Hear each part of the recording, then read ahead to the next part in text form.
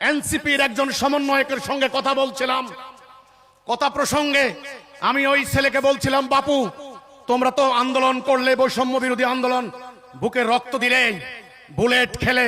ওই ছেলে আমাকে বলছে, মাননীয় ইমাম আমার শরীরে এখনো 140টা বুলেট রয়েছে, মানে রাবার বুলেট রয়েছে, এখনো খুলতে পারি নাই। আমি বললাম, তোমরা যে আন্দোলন করলে সফল হয়েছো? ও বলল, না এখনো তো কোনো সফলতা দেখি না। আমি বললাম, দেখবা না, এই ব্যবস্থা পরিবর্তন করতে হবে। তুমি না মুসলমান, তুমি না আল্লাহর প্রতি ঈমান আনো, তাহলে আল্লাহর কোরআনের বিধান বাদ দিয়ে মানুষের তৈরি বিধান মানছো কেন? তখন ওই ছেলেটি আমাকে বলে, এনসিপির একজন সদস্য বা নেতা, মানে সমন্বয়কারী, আমাকে বলে যে ইমাম, আমরা যদি এখন আল্লাহর আইন মানতে যাই তাহলে আমেরিকা কি আমাদেরকে ধরবে না? ভারত আমাদেরকে ধরবে না? ইসরায়েল কি আমাদেরকে ধরবে না? এই রাশিয়া কি আমাদেরকে ধরবে না? আমি বললাম, তুমি আল্লাহকে ভয় করলে না? আল্লাহ থেকে ডোনাল্ড ট্রাম্প কি বড় হয়ে গেল?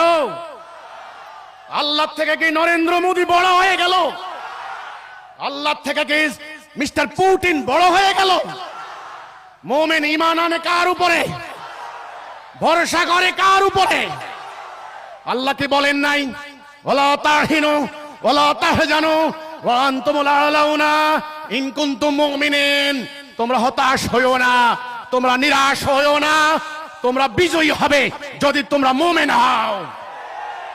তখন বিশ্বাস করেন, এই ছেলেটা আমাকে বলে, ইমাম আপনার হিজবুত তাওহীদ তো এই কথা বলছে, জনগণ তো নিতে চাচ্ছে কিনা?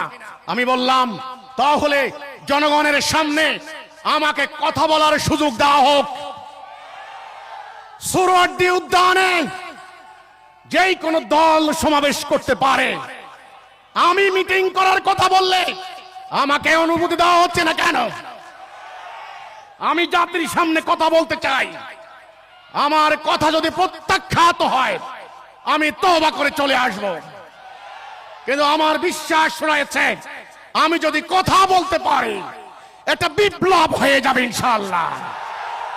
এই বিপ্লব দিন প্রতিষ্ঠার বিপ্লব, আল্লাহর বিধান প্রতিষ্ঠার বিপ্লব। তোমরা হিজবুত তাওহীদ, তোমরা আমেরিকাকে ভয় করবে না, তোমরা ভারতীয় আধিপত্যবাদকে ভয় করবে না। তোমরা ভয় করবে কাকে?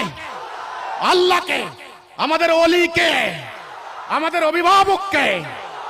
কাজে আমি হিজবুত তাওহীদকে বলতে চাই, যদি তোমরা জানমাল দিয়ে আল্লাহর রাস্তায় সংগ্রাম করো, 18 কোটি মানুষ যদি এই কথার উপরে ঐক্যবদ্ধ হয়, আমরা আজকে থেকে এক জাতি, আমরা আল্লাহর আনুগত্য করব ইনশাআল্লাহ।